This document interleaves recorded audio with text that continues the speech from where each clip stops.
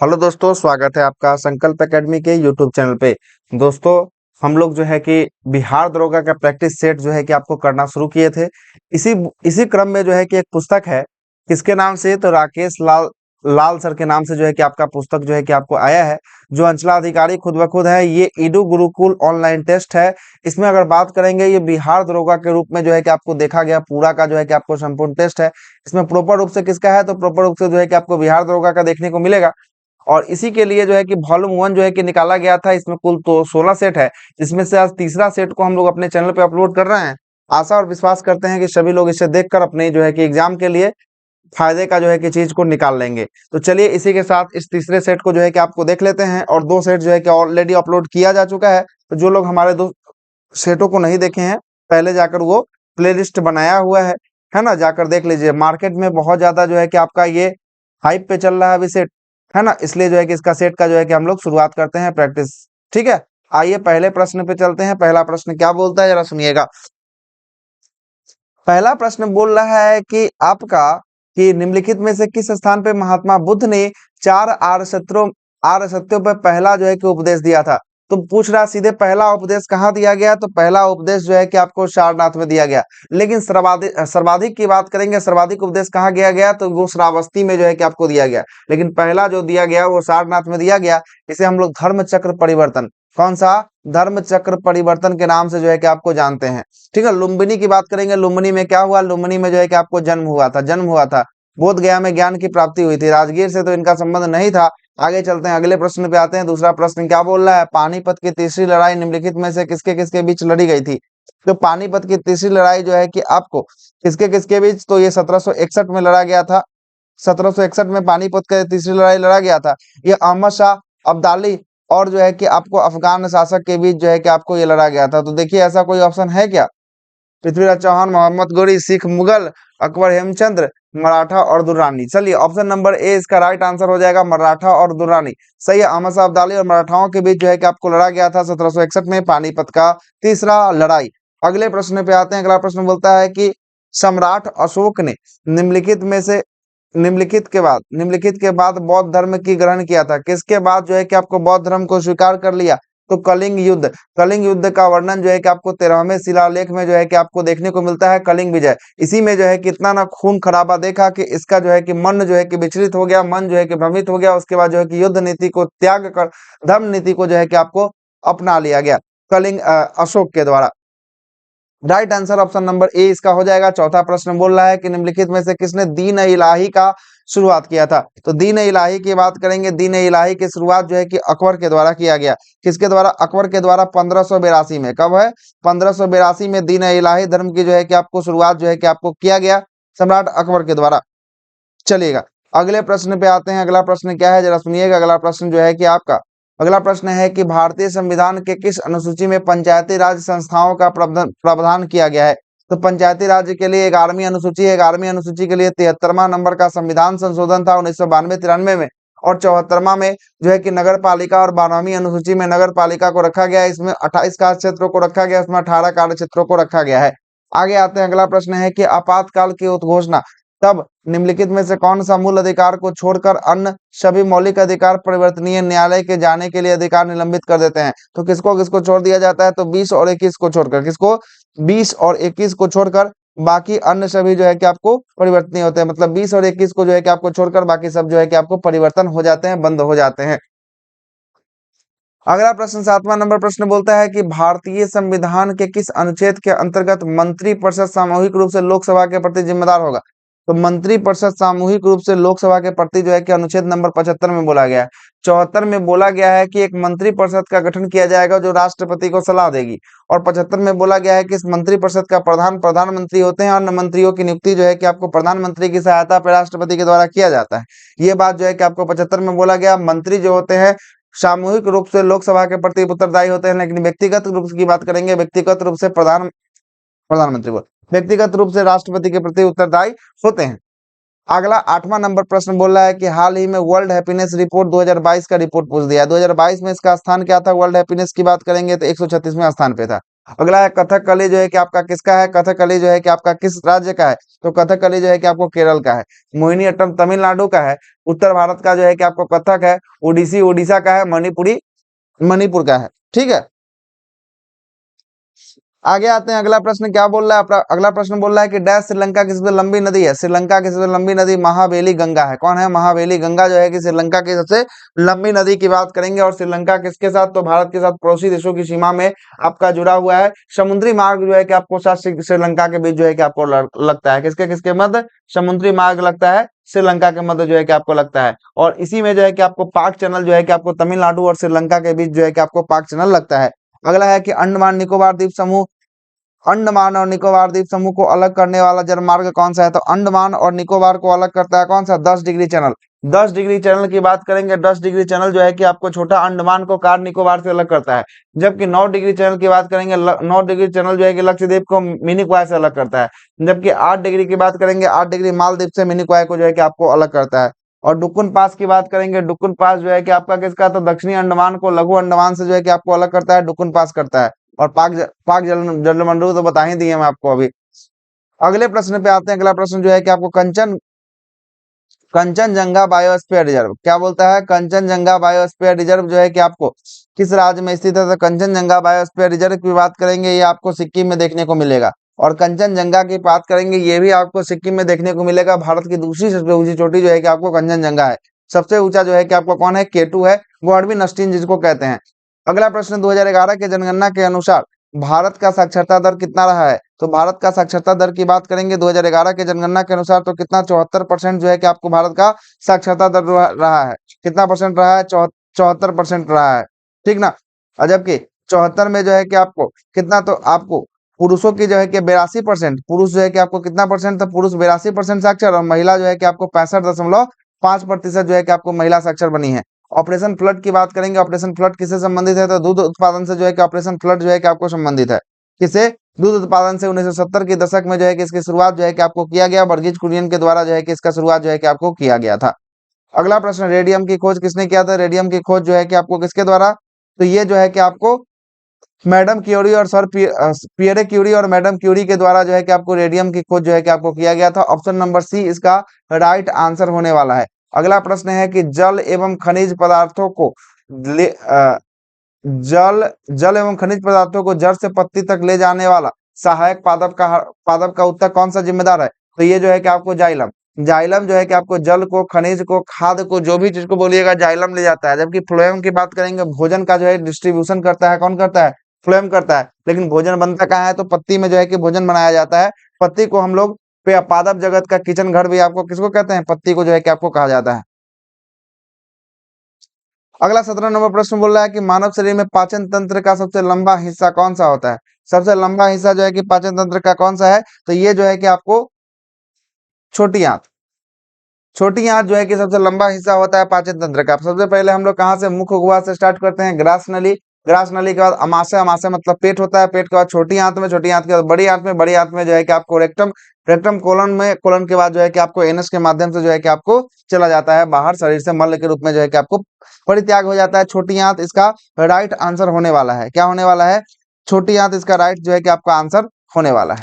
अगला प्रश्न पे आते हैं, केंद्रीय उत्पाद शुल्क दिवस कब मनाया जाता है, तो केंद्रीय उत्पाद शुल्क दिवस की बात करेंगे, ये जो आपको मनाया जाता है कस्टम ड्यूटी जो है कि आपको कब मनाया जाता है, तो ये जो है कि 20 फरवरी को मनाया जाता है। ऑप्शन नंबर ए जो है कि इसका राइट आंसर हो जाएगा। अगला है कि किस भारतीय किस फिल्म को 94वां ऑस्कर पुरस्कार से जो है कि आपको सर्वश्रेष्ठ फिल्म का पुरस्कार जो है कि आपको जीता था। 94वां ऑस्कर पुरस्कार, सर्वश्रेष्ठ फिल्म का पुरस्कार किसने जीता था, तो ये जीता है आपका किसके द्वारा, तो ये जीता है आपका कोडा के द्वारा जो है कि आपको जीता गया। किसके द्वारा, कोडा ने है जो है कि इसमें जीत लगा ली है अपना, है ना। अगला प्रश्न है, ये 2022 का ही पूछ रहा है, इसीलिए जो है कि आपका पुराना वाला है, ठीक ना, 2022 का ही। ठीक है। अगला है कि जवाहरलाल नेहरू बंदरगाह कहाँ है स्थित है, जवाहरलाल नेहरू बंदरगाह की बात करेंगे, ये बंबई में जो है कि आपको स्थित है। मुंबई के तट पे, तो भारत के पश्चिमी तट पे जो है कि आपका बंबई है, इसलिए इसका राइट आंसर जो है कि ऑप्शन नंबर बी होने वाला है। अगला प्रश्न है कि डैश के काल को भारतीय इतिहासकार का स्वर्ण काल कहा जाता है, या उसके रूप में परिभाषित किया गया है। किसके काल को कहा जाता है, तो ये काल किसका काल है, तो ये है गुप्त काल को स्वर्ण काल के रूप में जो है कि आपको कहा जाता है। किस काल में, गुप्त काल में। अगला है 618 ईस्वी में हर्षवर्धन ने निम्नलिखित में से किससे पराजित किया गया था? हर्षवर्धन को निम्न में से किसने पराजित किया था? तो हर्षवर्धन को किसने पराजित किया था? तो हर्षवर्धन को पुलकेशिन द्वितीय ने जो है कि आपको पराजित किया था। किसने किया था? पुलकेशिन द्वितीय ने जो है कि आपको पराजित किया था। हर्ष और पुलकेशिन द्वितीय के बीच जो है कि 1618 ईस्वी में जो है कि आपको लड़ा गया था। आगे आते हैं 23वां प्रश्न पे आते हैं। 23वां प्रश्न बोलता है कि क्षेत्रफल के मामले में मुगल साम्राज्य डैश के समय शासन काल में जो है कि सबसे चरम सीमा पे था। तो किसके समय सबसे चरम सीमा पे था? तो औरंगजेब के समय जो है कि आपको सबसे चरम सीमा पे था। और औरंगजेब ने 1658 ईस्वी में जो है कि आपको गद्दी चलाया और 1707 तक जो है कि आपको इसमें शासन जो है कि आपको करता है ना। 1707 तक जो है कि आपको करता है और इसी समय जो है कि आपका चरम सीमा पे जो है कि आपको ये था। अगला है कि किस सिख गुरु ने सिख धर्म का पवित्र पवित्र ग्रंथ आदि ग्रंथ की जो है कि आपको संकलना की थी। तो आदि ग्रंथ की संकलना की बात करेंगे तो गुरु अर्जुन देव के द्वारा जो है कि आदि ग्रंथ का संकलन जो है कि आपको किया गया था। ये अर्जुन देव कैमे गुरु थे? तो अर्जुन देव जो है कि आपको पांचवें गुरु थे। पहला है गुरु नानक, उसके बाद अंगद, उसके बाद अमरदास, फिर रामदास, फिर अर्जुन। अर्जुन के बाद हरगोविंद, हरराय, हरकिशन, तेग बहादुर और गुरु गोविंद सिंह। ये 10 गुरु का नाम आप याद रखिएगा। अगला 25वां प्रश्न बोलता है कि मराठा साम्राज्य एवं ब्रिटिश ईस्ट इंडिया कंपनी के प्रतिनिधि ने किस वर्ष जो है कि आपको सालवाई की संधि पर हस्ताक्षर किया था? तो सालवाई की संधि की बात करेंगे। ये सालवाई की संधि कब हुआ था? 1782 में जो है कि आपका सलवाई की संधि हुआ था। कब हुआ था? 1782 में जो है कि आपका सलवाई की संधि हुआ था। अगला है श्रीरंगपट्टनम की लड़ाई टीपू सुल्तान की हार के बाद अंग्रेज के साथ अधीनस्थ गठबंधन का तहत जो है कि किसने मैसूर को जो है कि अपने शासन में मिला लिया था? तो मैसूर को किसने अपने शासन में मिला लिया था? तो ये जो था कौन था? तो ये जो था आपका वाडियार था। कौन वंश था? वाडियार जो है कि आपको वंश था। अगला प्रश्न पे आते हैं। अगला प्रश्न सुनिएगा। अगला प्रश्न है क्या है? अगला प्रश्न जो है कि आपका 27वां नंबर प्रश्न क्या बोल रहा है?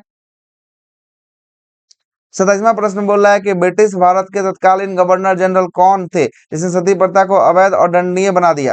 तो सती प्रथा को अवैध और दंडनीय बना दिया लॉर्ड विलियम बेंटिक जो है कि इसका राइट आंसर हो जाएगा। कौन हो जाएंगे? लॉर्ड विलियम बेंटिक के द्वारा जो है कि आपको सती प्रथा को समाप्त किया गया, लॉर्ड विलियम बेंटिक के द्वारा। जबकि ठगी प्रथा का अंत जो है कि आपको कर्नल स्लीमैन की सहायता से जो है कि लॉर्ड विलियम बेंटिक के द्वारा जो है कि आपको ठगी प्रथा पर भी जो है कि आपको अंत जो है कि आपका कर दिया गया। अगला प्रश्न है कि किस भारतीय व्यक्ति को ब्रिटिश सत्ता द्वारा नाइटहुड की उपाधि दिया गया लेकिन उन्होंने जालियांवाला नरसंहार के बाद जो है कि ये लौटा दिया? तो रविन्द्रनाथ टैगोर के द्वारा जो है कि आपको राइटहुड की उपाधि जो है कि आपको लौटा दिया गया। जालियांवाला बाग हत्याकांड की बात करेंगे। 13 अप्रैल 1919 को जालियांवाला बाग हत्याकांड हुआ था। जालियांवाला बाग हत्याकांड डॉक्टर सत्यपाल और सैफुद्दीन कुचली की जो है कि गिरफ्तारी के कारण जो है कि आपको जल्ली नाम के व्यक्ति के जालियांवाला संपत्ति में जो है कि आपका एक सभा का आयोजन किया गया जिसमें जनरल डायर ने गोली चलाने का जो है कि आपको आदेश दिया था। चलेगा। और शंकर नायर ने वायसराय की कार्यकारिणी परिषद से जो है कि इस्तीफा दे दिया गया जालियांवाला बाग हत्याकांड के बाद। 29 नंबर प्रश्न बोलते हैं 1917 में महात्मा गांधी ने किसके समर्थन में गुजरात के खेरा जिला में सत्याग्रह का आयोजन किया था? 1917 में किसके समर्थन में किया था? ये 29 नंबर प्रश्न है। 29 का आंसर हो जाएगा ऑप्शन नंबर डी। डी में जो है कि महिलाओं की जमींदारी प्रीति सत्तात्मक व्यवस्था के विरुद्ध जो है कि चरम संघर्ष पे थी, इसीलिए जो है कि आपको किया गया था। आगे आते हैं अगला। अच्छा अच्छा, ये नहीं होगा, ऑप्शन नंबर डी होगा ना। किसान किसान जो फसल को बाद जो है कि आपको प्लेग अधिकारी जो है कि इसे मांग रहे थे। ये ऑप्शन नंबर डी इसका राइट आंसर हो जाएगा। आंसर राइट इसका हो जाएगा कौन सा? डी इसका राइट आंसर होने वाला है। अगला प्रश्न है कि निम्नलिखित में से किस वर्ष ईस्ट इंडिया कंपनी द्वारा कलकत्ता में सर्वोच्च न्यायालय की स्थापना की गई थी? 1773 के रेगुलेटिंग एक्ट के तहत 1774 में कलकत्ता में जो है कि आपको किया गया था। और चेस्टर नेस्टर हाइड्रे जो है कि आपको इसके 3 न्यायाधीश थे और सॉरी लिजा एम्पे जो है कि इसके मुख्य न्यायाधीश जो है कि आपको बनी थी। 1872 में भारत का वायसराय लॉर्ड मेयो की हत्या कहाँ कर दी गई? तो लॉर्ड मेयो की हत्या जो है कि आपको पोर्ट ब्लेयर में किया गया। कहाँ पे? पोर्ट ब्लेयर में जो है कि आपको मेयो की हत्या जो है कि आपको कर दिया गया। अगला प्रश्न है कि आत्मसमर्पण की संधि पर कब हस्ताक्षर किया गया जिसमें भारत में पुर्तगाली शासन का अंत जो है कि आपको हो गया? तो वांडीवास का युद्ध जो है कि आपको 1760 में हुआ था। उसके बाद आत्मसमर्पण 1761 में जो है कि आपको किया गया। आज इसके बाद जो है कि पूरे तरीका से जो है कि आपको समाप्त हो गया। ठीक ना? पूरे तरीका से आपको क्या हुआ? तो पूरे तरीका से आपको समाप्त होने वाला है 1761 में। 1761 में तो सब बांडीवास का हुआ था। सॉरी सॉरी 1761 में जो है कि आपको पुर्तगाली सबसे पहले आए थे और सबसे बाद में जो है कि आपको भारत छोड़ के गए थे 1761 में, जो है कि आपको गोवा छोड़ के गए थे पुर्तगालियों के द्वारा। अगला प्रश्न है कि उस ऑपरेशन का नाम क्या है जिसके कारण हैदराबाद के राज्य को भारत राज्य में विलय कर दिया गया? तो ऑपरेशन पोलो। ऑपरेशन पोलो जो है कि आपको चलाया गया था, है ना, हैदराबाद को विलय करने के लिए जो है कि ऑपरेशन पोलो जो है कि आपको चलाया गया था। चलिएगा अगले प्रश्न पे आते हैं। अगला प्रश्न बताइएगा। अगला प्रश्न जो है कि आपका, और ये कैसा था? तो ये सैन्य कार्रवाई। अगला प्रश्न 34 नंबर प्रश्न क्या बोल रहा है? 34वां प्रश्न बोल रहा है, सुनिएगा 34वां प्रश्न क्या बोल रहा है। निम्नलिखित में से किस राजा ने नेपाल राज्य का संस्थापक माना जाता है? किस राजा को नेपाल राज्य का संस्थापक माना जाता है? तो ये है पृथ्वी नारायण शाह को जो है कि आपको माना जाता है। किसको? पृथ्वी नारायण शाह इसका राइट आंसर होने वाला है। अगला है कि निम्न में से कौन सा अवध का अंतिम नवाब था? तो अवध का अंतिम नवाब की बात करेंगे तो आपको बाजिद अली शाह जो है कि अवध के अंतिम नवाब जो है कि आपको थे।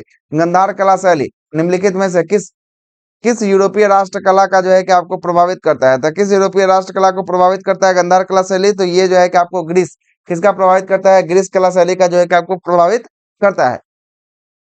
अगले प्रश्न पे आते हैं। 37वां प्रश्न क्या बोल रहा है कि भारत में संविधान सभा का मसौदा समिति के अध्यक्ष कौन थे? तो मसौदा समिति के अध्यक्ष की बात करेंगे, ये थे आपको B.R. अम्बेडकर। मसौदा समिति को हम लोग प्रारूप समिति जी के नाम से जो है कि आपको जानते हैं। प्रारूप समिति में 6 सदस्य और एक अध्यक्ष बराबर 7 सदस्य ये टीम था। ये जो है कि आपका मसौदा कमिटी। ठीक है, आगे आते हैं।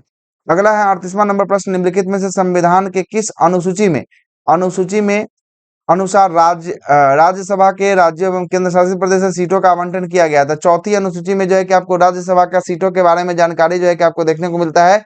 चौथी अनुसूची में जो है कि आपको देखने को मिलेगा। आगे आते हैं 39 नंबर प्रश्न पे आते हैं। 39वां प्रश्न बोल रहा है कि किस आयोग ने सरकारी सेवा के तहत सभी स्तरों में ओबीसी उम्मीदवार को जो है कि आपको 27% आरक्षण देने की सिफारिश किया था? तो ये मंडल कमीशन था। कौन सा कमीशन था? ये जो आया था, ये जो आपका आया था, ये मंडल कमीशन आया था। ठीक ना, मंडल कमीशन।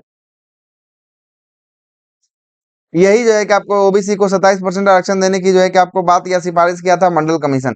अगला प्रश्न है कि निम्नलिखित में से किसने सबसे अधिक बार भारत पर जो है कि आपको भारत का केंद्रीय बजट को जो है कि आपको पेश किया है? सबसे अधिक बार किसने पेश किया? तो सबसे अधिक बार जो है कि मोरारजी देसाई के द्वारा जो है कि आपको पेश किया गया है। अगला है कि डैश के अनुसार सूर्यास्त के बाद और सूर्योदय से पहले और महिला को गिरफ्तारी नहीं किया जा सकता है। साधारण असाधारण परिस्थिति को छोड़कर जो है कि नहीं किया जा सकता है।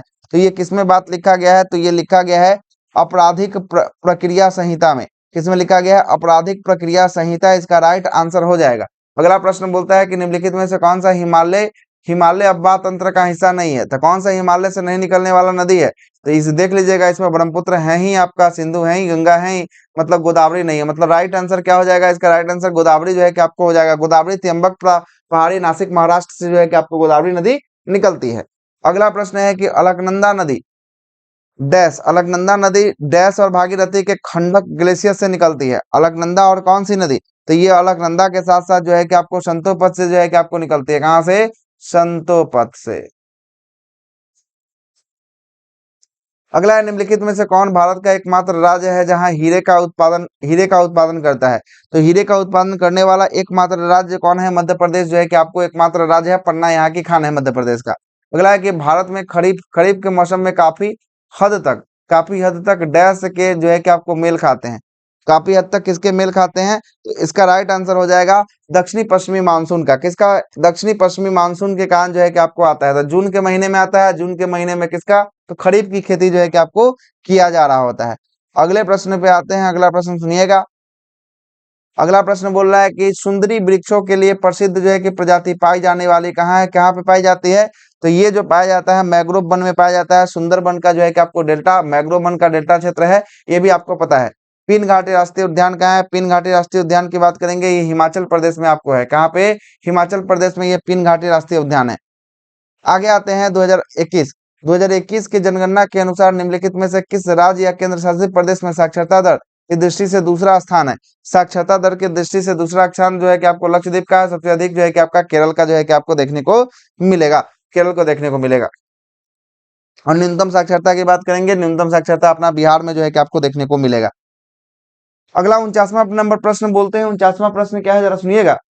49वां प्रश्न बोल रहा है कि एक प्राकृतिक रूप से होने वाली परिघटना जो पृथ्वी के सतह और वायुमंडल को गर्म करने के लिए जिम्मेदार होता है, वह घटना कौन सा होता है? तो ये जो है कि आपको कौन सा, तो ये जो होता है 49 का जो है कि आपको हरित हरित गृह प्रभाव, ग्रीन हाउस इफेक्ट जो है कि इसका आंसर जो है कि आपको दे रहा है। देख लीजिएगा इसका, मेरे ख्याल से इसका आंसर जो है कि आपका ऑप्शन नंबर ए होना चाहिए, विकर्ण जो है कि आपका होना चाहिए, लेकिन इस बुक में जो है कि आपका डी दिया जा रहा है। 50वां प्रश्न बोल रहा है कि सतपुड़ा श्रेणी का सर्वोच्च चोटी कौन सा है? तो सतपुड़ा की सर्वोच्च चोटी की बात करेंगे। 85 है ना? 50, हाँ। तो धूपगढ़ जो है कि आपका सतपुड़ा का जो है कि सर्वोच्च चोटी कौन सा है? तो ये धूपगढ़ जो है कि आपको हो जाएगा सर्वोच्च चोटी। अगला है कि जमा राशि का वह प्रतिशत, जमा राशि का वह प्रतिशत जिसे बैंक को अपने पास नगद के रूप में रखना चाहिए, डैश के नाम से इसे जाना जाता है। किसके नाम से इसे जाना जाता है? तो इसको जो है कि आपको नगद विधि अनुपात, नगद निधि अनुपात के नाम से जो है कि आपको इसको जाना जाता है। अगला प्रश्न है कि यूएनडीपी का मानव विकास विवरण किन किन संकेतों का संयोजन करके और विकास को करता है? तो किन किन का करता है? तो ये जो करता है आपका शिक्षा का करता है, इसके बाद स्वास्थ्य का करता है और जीवन स्तर का करता है। मतलब यही तीनों जो है कि आपको करता है। ऑप्शन नंबर सी इसका राइट आंसर होने वाला है। अगला प्रश्न 53 नंबर प्रश्न बोल रहा है कि भारत में नियोजित आर्थिक विकास प्रथम पंचवर्षीय योजना में शुरुआत कब किया गया? तो 1951 में जो है कि इसकी शुरुआत जो है कि आपको किया गया। प्रथम पंचवर्षीय योजना 1951 से लेकर जो है कि आपको 56 तक जो है कि आपको पहली पंचवर्षीय योजना चलाया गया था। आगे आते हैं 17 सितंबर 1931 को भारतीय सांख्यिकी संस्थान की स्थापना किसने किया था? तो भारतीय सांख्यिकी संस्थान की स्थापना की बात करेंगे, पीसी महालनोबिस के द्वारा जो है कि आपको किया गया था, 1931 में किया गया था। अगला प्रश्न है कि भारत में कृषि फसलों का न्यूनतम समर्थन मूल्य एमएसपी सरकार के द्वारा किस संस्था के द्वारा जो है कि आपको सिफारिश करे हुए भारत सरकार के द्वारा तय किया जाता है? तो एमएसपी जो है कि आपको तय कौन करता है? तो ये जो तय करता है आपका कृषि लागत एवं मूल्य आयोग के द्वारा तय किया जाता है। किसके द्वारा? कृषि लागत एवं मूल्य आयोग के द्वारा जो है कि आपको तय किया जाता है। एक नॉटिकल मील बराबर 1852 मीटर होता है, या 1.8 किलोमीटर जो है कि आपको बोल सकते हैं इसको। आगे आते हैं परमाणु संलयन अभिक्रिया निम्नलिखित में से किस समीकरण का जो है कि आपको एग्जाम्पल देता है? तो ये जो है कि आपका कौन देता है? तो ई बराबर एम सी स्क्वायर जो है कि आपको देता है। क्या देता है? ई बराबर एम सी स्क्वायर देता है। 58वां प्रश्न क्या बोल रहा है? 58वां प्रश्न जो बोल रहा है कि किसी पिंड के गतिज एवं गतिज ऊर्जा, किसी पिंड के गतिज एवं स्थिति ऊर्जा जो है कि डैश का जो है कि आपको घटक होता है। तो किसका घटक होता है? तो यांत्रिक ऊर्जा का जो है कि यह घटक जो है कि आपको होने वाला है। अगला प्रश्न है कि निम्नलिखित में से किस वैज्ञानिक ने डायनामाइट का आविष्कार किया था? तो डायनामाइट का आविष्कार किसके द्वारा? तो अल्फ्रेड नोबल के द्वारा जो है कि आपको डायनामाइट का आविष्कार किया गया था। किसके द्वारा? अल्फ्रेड नोबल के द्वारा। ऑप्शन नंबर ए इसका राइट आंसर हो जाएगा, अल्फ्रेड नोबल। अगला है कि निम्नलिखित में से कौन सा ध्वनि तरंग की एक विशेषता नहीं है? ध्वनि तरंग की एक विशेषता क्या नहीं है इसकी विशेषता? तो इसकी विशेषता जो है कि आपका, इसकी प्रकृति जो है कि आपको नहीं होती, यही इसकी विशेषता जो है कि आपको नहीं है। अगला प्रश्न है कि 25 डिग्री सेल्सियस तापमान में शुद्ध जल का पीएच वैल्यू क्या क्या होता है? तो 25 डिग्री सेंटीग्रेड में पीएच वैल्यू जो है कि आपको 7 होता है, 7 होता है। एक मिनट रुकिएगा, अगले प्रश्न पे आते हैं। अगला प्रश्न क्या बोलता है देखिएगा।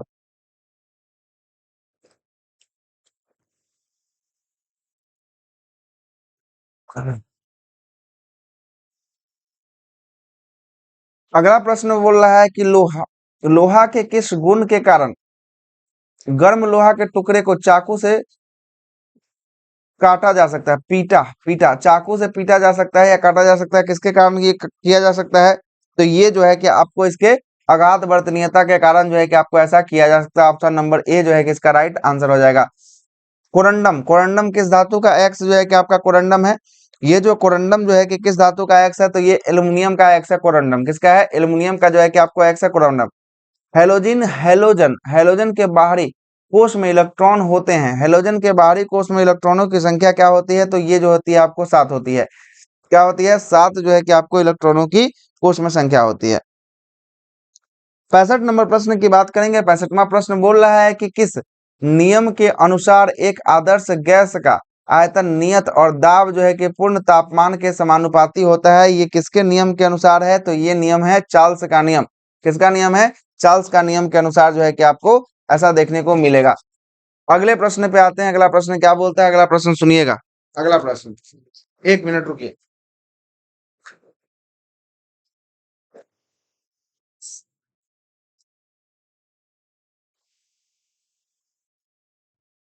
अगले प्रश्न पे आते हैं। 66वां नंबर प्रश्न जो है कि क्या बोलता है, जरा देखिएगा। प्रकाश संश्लेषण की प्रक्रिया डैश की मौजूदगी में होती है। तो किसके किसके मौजूदगी में होगी प्रकाश संश्लेषण की क्रिया? तो क्लोरोफिल और सूर्य के प्रकाश के रूप में जो है कि आपको होगी, है ना। और जो स्वर्ण वाला होता है वो जो है कि आपको हिल रिएक्शन होता है। क्या होता है?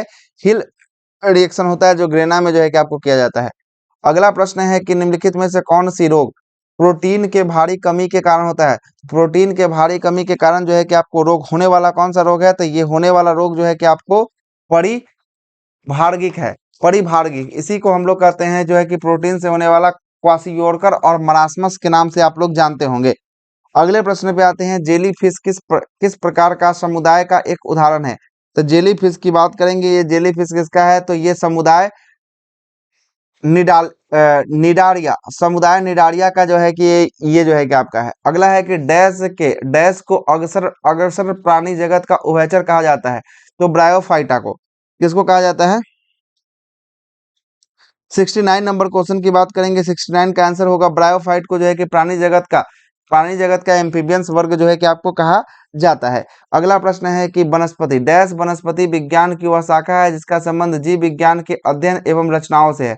किससे है? तो 70 की बात करेंगे। 70 का आंसर जो हो जाएगा क्या हो जाएगा? तो इसका आंसर जो हो जाएगा आपको बी हो जाएगा। शरीर रचना विज्ञान से जो है कि इसका आंसर हो जाएगा।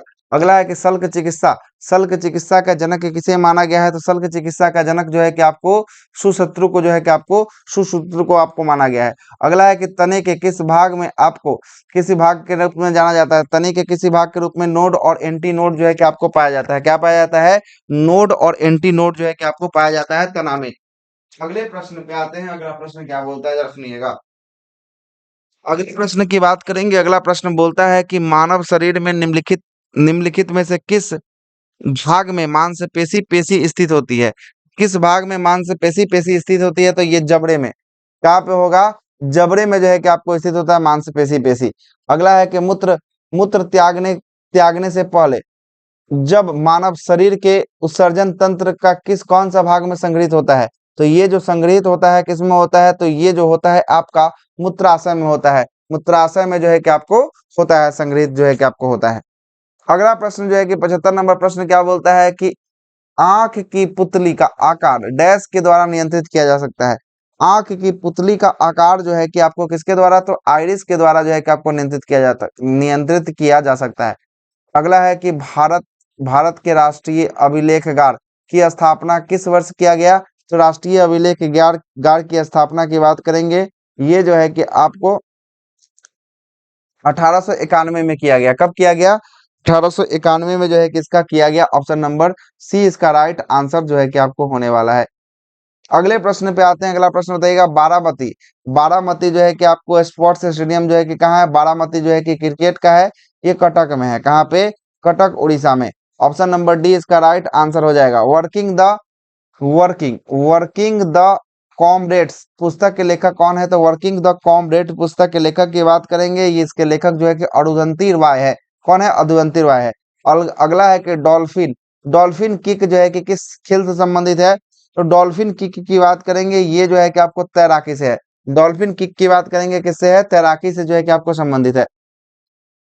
कोकलिया कोलकाली किस राज्य का जो है कि पारंपरिक लोक नृत्य के रूप में जैसे एक है? कोलकाली ये कहाँ का है? कोलकाली तो कोलकाली की बात करेंगे। ये केरल का है। कहाँ का? कोलकाली केरल का। इसरो के द्वारा जो है कि PSLV C-53 ने किस देश के 3 उपग्रह को जो है कि अंतरिक्ष में कक्षा में सफलतापूर्वक जो है कि प्रक्षेपित किया था? तो ये किसका था? तो ये जो था आपका सिंगापुर का जो है कि आपका 3 उपग्रह को जो है कि आपको प्रक्षेपित किया था। आगे आते हैं 82वां प्रश्न पे। मुफ्त पीरियड्स प्रोडक्ट के लिए कानून लागू करने वाला दुनिया का पहला देश कौन बन गया है? तो दुनिया का पहला देश की बात करेंगे स्कॉटलैंड बना है। ऑप्शन नंबर जो है कि इसका बी आंसर होने वाला है स्कॉटलैंड।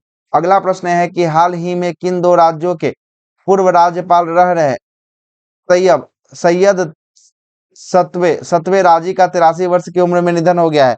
तो ये कहाँ के थे? तो ये अगर बात करेंगे ये अगर बात करेंगे तो ये जो थे आपको बिहार झारखंड, सॉरी झारखंड और असम के थे। किसके किसके थे? झारखंड और असम के जो है कि आपको थे। 84वां प्रश्न है कि भारत के किस खगोलीय वेधशाला को यूनेस्को की सूची में अधिसूचित कर दिया गया है? तो खगोलीय वेधशाला बिहार का खगोलीय वेधशाला, मुजफ्फरपुर का जो है कि आपको खगोलीय वेधशाला, किसका? तो एलएस कॉलेज का। आगे आते हैं भारतीय स्वच्छ वायु शिखर सम्मेलन 2022 का चौथा संस्करण का आयोजन कहाँ किया गया है? तो इसका चौथा संस्करण के आयोजन की बात करेंगे बेंगलोर कर्नाटक में जो है कि इसका किया गया है। डॉक्टर डॉक्टर एस कलाई सेल्वी भारतीय अनुसंधान संगठन में पहली जो है कि आपको महिला निदेशक बनी है। किसकी बनी है? तो कलाई सेल्वी की बात करेंगे। ये जो बनी है आपकी किसकी? तो ये बनी है आपकी वैज्ञानिक और औद्योगिक अनुसंधान परिषद सी CSIR का जो है कि आपको बनी है महानिदेशक बनी है। ठीक है, अगला प्रश्न बताइएगा परवाज परवाज मार्केट विलेज योजना। परवाज मार्केट विलेज योजना भारत के किस केंद्र शासित प्रदेश में शुरू किया गया है? तो परवाज की बात करेंगे। परवाज जो है कि आपको किसके द्वारा शुरू किया गया है? तो ये जो शुरू किया गया है जम्मू एंड कश्मीर के द्वारा जो है कि आपका शुरू किया गया है।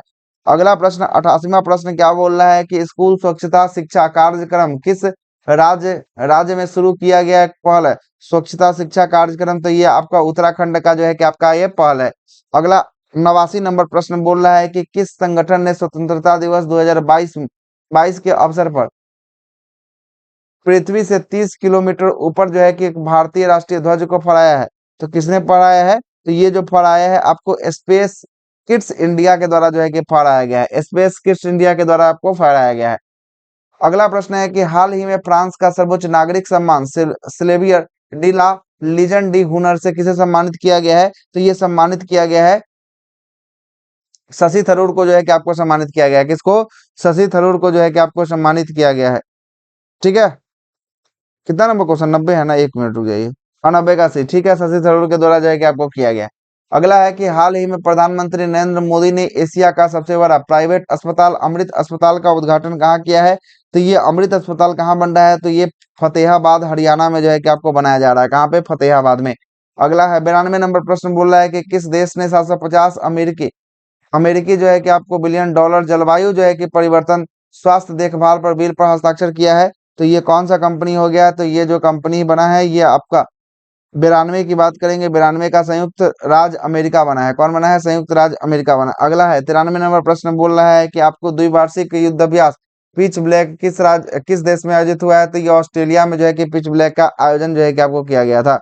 94वां प्रश्न क्या बोलता है? 94वां प्रश्न बोलता है कि अंडर 19 कुश्ती चैंपियनशिप में स्वर्ण पदक जीतने वाली पहली महिला रेसलर कौन बनी है? तो स्वर्ण पदक जीतने वाली पहली महिला रेसलर की बात करेंगे, ये अंतिम पंघाल बनी है। कौन? अंतिम पंघाल। अगला है कि एससीओ की रक्षा मंत्रियों की वार्षिक बैठक किस देश में आयोजित किया गया है?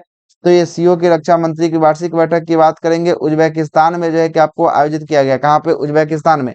96वां प्रश्न बोल रहा है कि 2 अंकों की बड़ी संख्या, इसका जो है कि आपको ग्रुप में तो डाला ही हुआ है, इसका जो है कि पीडीएफ ले लीजिएगा। इसका आंसर जो है कि हम आपको टिक आउट कर दे रहे हैं। इसका आंसर की बात करेंगे 96 का ऑप्शन नंबर बी इसका राइट आंसर है। 97 की बात करेंगे, 97 का option number B right answer है।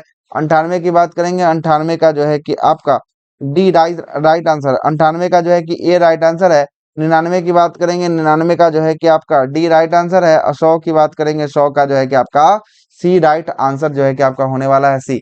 इसी के साथ ये सीट नंबर 3 जो है कि आपका समाप्त होता है।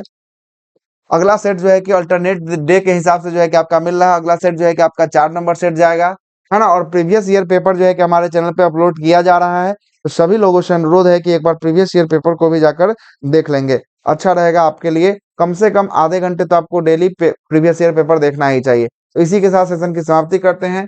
चलिए फिर अगले सेशन में मिलेंगे, तब तक के लिए सभी को जय हिंद।